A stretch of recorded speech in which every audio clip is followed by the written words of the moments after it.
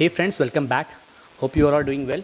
तो आज हम एक और फिर से आपके लिए एक अच्छा सा वीडियो लेकर आए हैं। इस वीडियो के अंदर हम लोग कुछ न्यूट्रिएंट्स की बात करने वाले हैं। कैसे आपके न्यूट्रिएंट्स आपकी बॉडी को अफेक्ट करते हैं, कौन से न्यूट्रिएंट्स आपके लिए यूज़फुल हैं, कौन से हार्मफुल हैं। वीडियो होगा इस फर्स्ट हाफ में हम पहले तो एक प्रॉब्लम की बात करेंगे कि आखिर न्यूट्रिएंट्स में उनका कॉन्सेप्ट क्या होता है, उनका प्रिंसिपल क्या होता है और उनकी प्रॉब्लम्स क्या होती हैं, जिसकी वजह से हमारा एक्चुअल में जो एक फैटी बॉडी जो होता है वो बन जाती है। और कैसे हम एक मस्कुलोस्केलेटल बॉडी नेक्स्ट हाफ में अपन कैसे अपने जो नॉर्मल घर के अंदर जो फूड प्रोडक्ट्स होते हैं उनका यूज़ करके हम लोग एक अच्छी मस्कुलोस्केलेटल बॉडी बना सकते हैं। तो चलिए बात करते हैं हम पहले हम लोग हमारे स्टार्टिंग पहले एम की तरफ। हमारा जो एम है, जैसे कि आप यहाँ पे एक इमेज देख रहे होंगे। इस इमेज के अंदर हमारे पास ये तो फैटी बॉडी है और ये एक हमारा मस्कुलोस्केलेटल बॉडी है। तो वी नीड टू, हमारा एम यही है, हमें एक मस्कुलोस्केलेटल बॉडी को गेन करना। यहाँ पे जो हमारा मेन जो ओबेसिटी होता है, इसको अपन सेंट्रल ओबेसिटी बोलते हैं, इसको हमारा ये लूज़ करना सबसे बड़ा चैलेंज होता है। तो चलिए हम बात करते हैं पहले आखिर ये चीज़ें आखिर बॉडी के अंदर ये सब चीज़ें आई कहाँ से हैं। तो चलिए पहले बात करते हैं आखिर बॉडी के अंदर सबसे इंपॉर्टेंट चीज़ है न्यूट्रिएंट्स। कि न्यूट्रिएंट्स होते क्या हैं।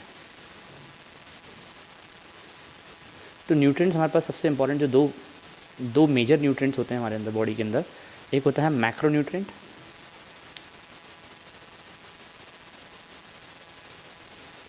और एक होता है micro nutrient.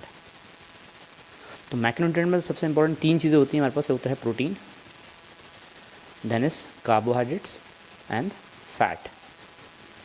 Then micronutrients के अंदर हमारे मिनरल्स एंड वाइटामिन्स।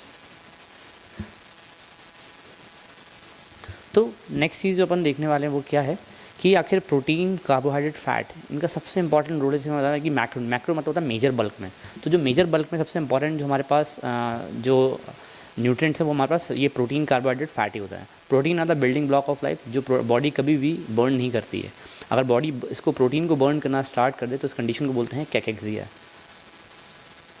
जो आपको मोस्टली एक सीवियर डिजीज़ के अंदर देखने को मिलता है, जैसे कि ट्यूबरकुलोसिस। ये एक डिजीज़ फॉर्म है, ये पैथोलॉजिकल होता है, कभी भी बॉडी प्रोटीन को यूज़ नहीं करेगी। सबसे ज़्यादा मेजर एनर्जी के फॉर्म में जो यूज़ होता है वो हमारा कार्बोहाइड्रेट और फैट। ये दो चीज़ें हैं जो सबसे ज़्यादा हमारे एनर्जी के लिए यूज़ की जाती हैं। प्रोटीन कभी भी body as a burning for energy purpose के लिए बॉडी कभी यूज़ नहीं करती। तो आइए बात करते हैं आखिर प्रोटीन कैसे मिलेगा, वो अपन आगे बात करेंगे। सबसे पहले बात करते हैं कार्बोहाइड्रेट और फैट का आखिर क्या पूरा कॉन्सेप्ट है, हम इसके बारे में बात करने वाले हैं। माइक्रोन्यूट्रिएंट्स में मिनरल्स और वाइटामिन्स आपको ज़्यादातर फूड जो एक हेल्दी फूड जैसे कि ग्रीन वेजिटेबल्स हो गए, आपके छोटे मोटे चीज़ों से मिलता है आपको माइक्रोन्यूट्रिएंट्स। आखिर क्योंकि माइक्रो बहुत ही लेस अमाउंट में होते हैं, पर ये बॉडी के एंजाइमेटिक फंक्शन के लिए बहुत हेल्पफुल होते हैं। तो इनको लेना भी बहुत ज़रूरी है, अदरवाइज़ आपको बहुत सारी डिजीज़ हो सकती हैं। चलिए बात करते हैं आखिर कार्बोहाइड्रेट, फैट्स और इन चीज़ों के बारे में, आखिर ये कैसे काम करते हैं। सबसे पहले जो इंपॉर्टेंट बात जो मैं आपको बताने वाला हूँ यह है कार्ब्स। जो सबसे ज़्यादा मेजरली वो होता है हमारे राइस, पोटैटो, व्हीट लाइक रोटी, और जितने भी हमारे सारे फास्ट फूड प्रोडक्ट्स होते हैं ना, इन सब के अंदर सबसे ज़्यादा मेजर फॉर्म में कार्बोहाइड्रेट पाया जाता है। तो आखिर पहले बात करते हैं, ये तो rice is good for health, कोई बात नहीं है। अगर आपको वेट लूज़ करना है तो आपको पहले राइस कम करना पड़ेगा, पोटैटो कम करना है, इनमें भी बहुत ज़्यादा अमाउंट में स्टार्च होता है।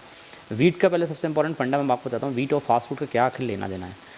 व्हीट एक्चुअल में क्या होता है, ये सबसे इंपॉर्टेंट बात करूँ मैं। व्हीट जो होता है सबसे पहले जो पैदावार निकलती है व्हीट की, जो फसल कटती है, तो जो सबसे कोर्स फॉर्म में काटा जाता है। मैं इसको पूरा प्रोसेसिंग बताता हूँ आपको, आखिर पूरा प्रोसेसिंग व्हीट की कैसे होती है। जो होल व्हीट होता है, जो सबसे पहले जब ये हमारे खेतों में से निकलता है, तो उसको अगर कोर्स फॉर्म में यानी कि बहुत हल्का ही हमने सिर्फ पीसा है, तो ये एक दलिया फॉर्म में बन जाता है, जो कि बॉडी के लिए हेल्दी होता है, क्योंकि इसमें फाइबर्स भी होते हैं और मेजर अमाउंट में आपको बॉडी के लिए न्यूट्रिएंट मिलेंगे। उसको और थोड़ा सा कोर्स फॉर्म में अगर तोड़ लिया जाए तो ये एक रवा बन जाता है, इसको सेमोलिना बोलते हैं। इसको और जो एकदम थोड़ा और फाइन यानी कि थोड़ा महीन अगर पीस लेते हैं आप इसको, तो ये आटा जो आपके घर में नॉर्मल जो रोटी वगैरह बनाने के लिए यूज़ होता है, ये वो चीज़ है जो आटा आप जो आप खाते हैं। और इसको जो नॉर्मली जो प्रोसेस करने के बाद फाइनली अल्टीमेटली जब इसको फाइनल प्रोसेस कर देते हैं, प्रोसेसिंग का पूरा आपको बताता हूँ। प्रोसेसिंग मैदा आखिर क्या चीज़ है। मैदा की सबसे बड़ी प्रॉब्लम क्या है कि आखिर जो ये आपको व्हीट का स्ट्रक्चर दिख रहा होगा, जो व्हीट का दाना होता है, उस दाने के अंदर तीन सबसे इंपॉर्टेंट चीज़ होती है। तो जर्म होता है, एक होता है एंडोस्पर्म, एक होता है अपना बार्न। जो एंडोस्पर्म तो ये मोस्टली ये सारा इसमें स्टार्च और मोस्टली सारे छोटे मोटे न्यूट्रिएंट्स होते हैं इसके अंदर। बार्न जो होता है सबसे आउटर जो सबसे थिक लेयर होती है, जो आपको लेयर दिख रही होगी वाली, ये थिक लेयर में एक्चुअल में फाइबर और मिनरल्स होते हैं बहुत ज़्यादा। तो एक्चुअल में प्रॉब्लम क्या होती है, ये आपको जो मैदा होता है इसके अंदर बार्न नहीं होता है, ये चीज़ लॉस हो जाती है प्रोसेसिंग के टाइम पे। जितने भी रिफाइंड प्रोडक्ट्स होते हैं, actually maida is a refined form of whole wheat. ये होल व्हीट का जो हमारा रिफाइंड फॉर्म है मैदा है। तो मैदा के अंदर अगर आपने बार्न लूज़ कर दिया, यानी कि आपने सबसे मेजर इंपॉर्टेंट जो फाइबर था, मिनरल्स थे इसके अंदर, वो सारा आपने लॉस कर दिया। यहाँ पे सिर्फ जो लार्जेस्ट अमाउंट में, रिचेस्ट अमाउंट में से स्टार्च बचा, वो आपने मैदा को ऐसे बनाने में, आपने जो भी फूड प्रोडक्ट्स है आपको बनाने में यूज़ किया मैदा को। इसकी वजह से क्या होता है कि जो भी आप जितने भी फास्ट फूड जो बनते हैं, जैसे कि आप देख रहे हैं मैदा की वजह से, वो सारे ये प्रोडक्ट्स हैं, ये सारे वही प्रोडक्ट्स हैं जो मैदे से बनते हैं। ये सारी चीज़ें आपके बॉडी के लिए हार्मफुल होती हैं, क्योंकि जो हाई अमाउंट में स्टार्च होता है वो बॉडी के अंदर तुरंत कन्वर्ट हो जाता है फ़ैट के अंदर। ध्यान रखिए, सबसे ज़्यादा इंपॉर्टेंट जो फैट के अंदर कन्वर्ट करने वाली चीज़ है वो कार्बोहाइड्रेट ही है, यानी कि आपका स्टार्च। ये कार्ब्स ही होते हैं जो आपको फाइनली बॉडी के अंदर फैट में कन्वर्ट हो जाते हैं। उसकी मेटाबॉलिज्म अलग है, वो हम यहाँ बात नहीं करने वाले। तो ये जो फास्ट प्रोडक्ट होते हैं, जो मैदा होता है, इसमें सबसे बड़ी प्रॉब्लम यही होती है कि मैदा एक्चुअल में इतना रिफाइंड और इतना हाई अमाउंट ऑफ स्टार्च होता है कि बॉडी इसको टॉलरेट नहीं कर पाती। इंसुलिन जैसी बॉडी में आप इसको लेते हैं तो इंसुलिन इसको तुरंत हाथ के हाथ ही तुरंत फैट में कन्वर्ट करता है, क्योंकि बॉडी इतना सारा हाई अमाउंट ऑफ शुगर कभी टॉलरेट नहीं कर पाती।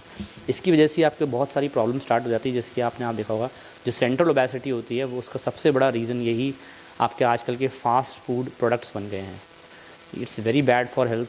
प्लीज़ फ्रेंड्स, इसको जितना जल्दी हो सके आप अवॉइड करें, क्योंकि यही चीज़ है जो इतना सक्सेस लेयर जो आप देख रहे हैं ना, सबक्यूटेनियस फैट और ये विस्ट्रल फैट का, ये सबसे बड़े मेजर सेंट्रल ओबेसिटी के अंदर जो आजकल डायबिटिक हब कहलाता है, diabetes, India is diabetic hub of country.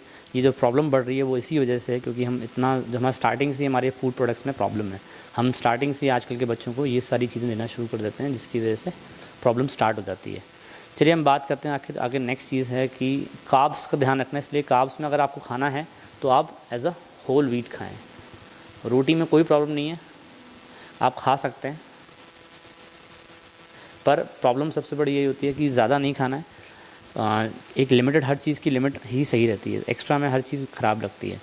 चलिए अब हम जैसे हमने जिस तरह से हमने एक रिफाइंड प्रोडक्ट की बात करी, सबसे इंपॉर्टेंट जो कार्ब्स का सबसे मेजर सोर्स अपने पास व्हीट था, उसी तरह से जो रिफाइंड प्रोडक्ट्स होते हैं, जैसे कि हमारे बात करें आजकल के ऑयल्स के बारे में, जो रिफाइंड ऑयल होते हैं और एक नेचुरल ऑयल में क्या फ़र्क होता है। जो नेचुरल ऑयल जिस तरह से निकलते हैं ना, एक्चुअल में जो नेचुरल ऑयल होते हैं उसके अंदर उसके एक तो 2-3 प्रॉब्लम होती हैं उनके साथ। एक तो उनका बॉइलिंग पॉइंट बहुत ही ज़्यादा इतना होता है कि वो तुरंत जैसे आप उसको फ्राई करेंगे ना तो वो तुरंत ख़राब हो जाते हैं। उनका अंदर का जो जितनी भी जो उनका मेटाबॉलिज्म होता है वो तुरंत ख़राब हो जाता है बॉईल करने की वजह से।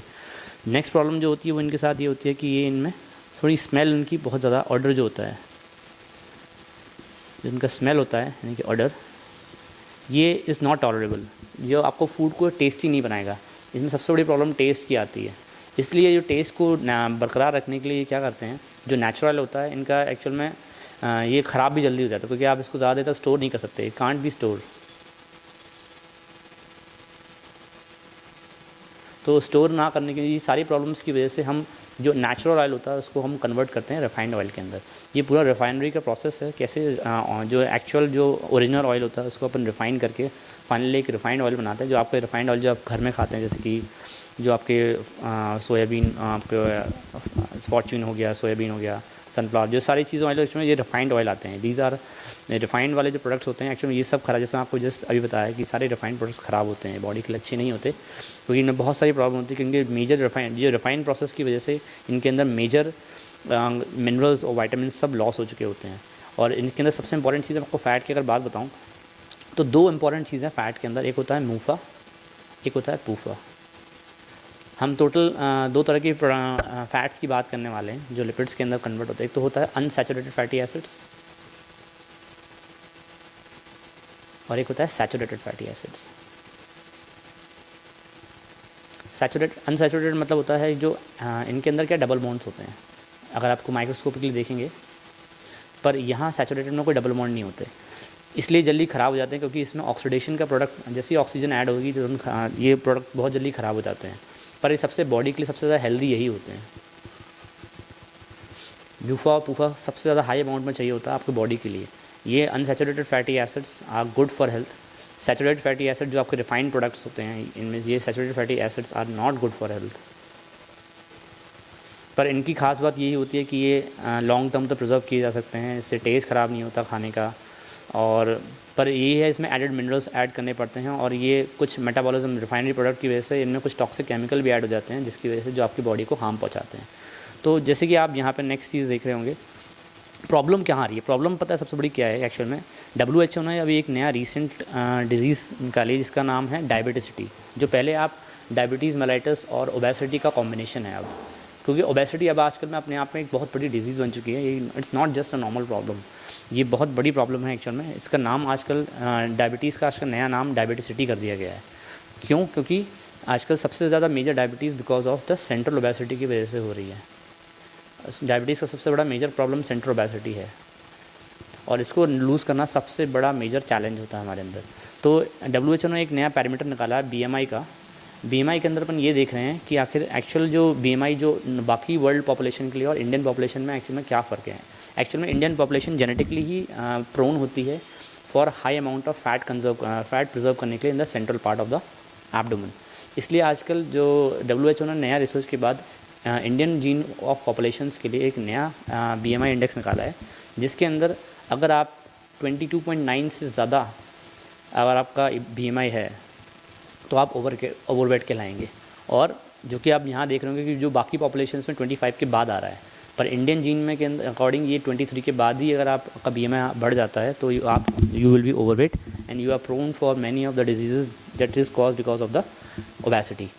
तो नेक्स्ट जो हम देखेंगे यहाँ पे 30 के बाद, जो बाकी पॉपुलेशन में 30 के बाद BMI के बाद आपका ओबेसिटी कहलाएंगे, पर अगर इंडियन जीन है अगर उसका BMI 25 से ज़्यादा है तो वो ओबीस कहलाएगा। And that is a very big problem in BMI। जो ओबेसिटी की वजह से प्रॉब्लम होती है वो मेरा आपका एक लास्ट वीडियो मैंने डाल रखा है हाउ टू लूज़ वेट के ऊपर, उसके अंदर देख सकते हैं कि आखिर कैसे how obesity causes problem to our body, what are the problems that is cause by the, वो आप मेरे प्रीवियस वीडियो में आप जाके देख सकते हैं।